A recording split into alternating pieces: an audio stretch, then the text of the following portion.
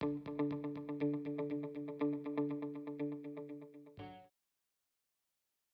right, I'm just going to go over a quick little tutorial here on making the custom brushes in Illustrator. Okay, so I dropped in this PNG. I just pulled this off the web of an ink brush stroke. So what we got to do is get this into vector format. So open up our image trace, and you've got to come down here to ignore white, but it's under this drop-down menu, so just remember that. So I'm going to hit preview here. That'll show me what I'm dealing with here. And then I'm going to come up here to threshold, and I want to pull a little more information back into it. So I just want to dial it in, and we'll just get it somewhere where it looks decent. When I get it to where I want it, I'm just going to go up here to Object, Expand. It's going to give me this dialog box, say OK, and now it's a vector object.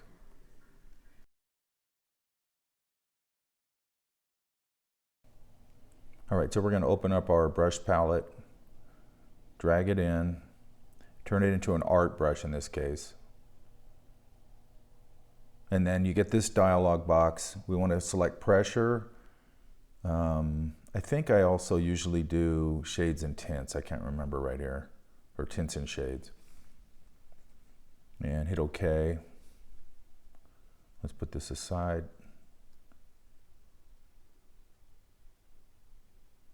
And then we select our brush. Now I'm using a Intuos tablet. So you really need that if you want to get the brush pressure thing. And this needs to be dialed in a little more. But this is just sort of the stock one out of it. Now I can adjust the width and everything just like a regular stroke.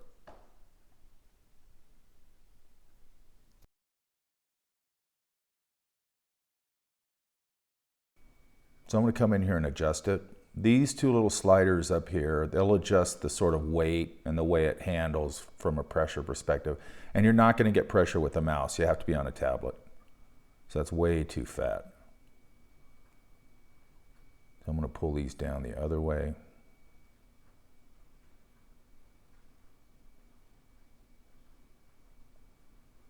And that's a lot better. So now we're getting a nicer, more natural ink stroke. Now, you could take anything. Sometimes I take in old palettes when I have interesting marks on them, and I'll turn them into brushes. There's also a lot of good packs that you can buy. It just depends on what you want to do.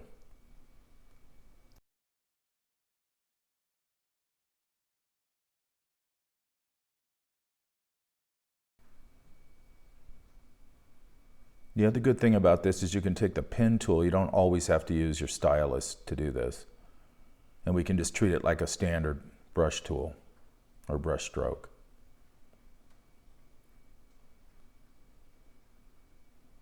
And then we just endlessly play with it if that's what we want to do. Make it fatter, whatever you want to do. Okay, that's about it. This is the first one I'm putting up since we've been quarantined. So I'll be putting up a lot of videos, and that's how we'll be communicating. So I'll talk to you guys soon.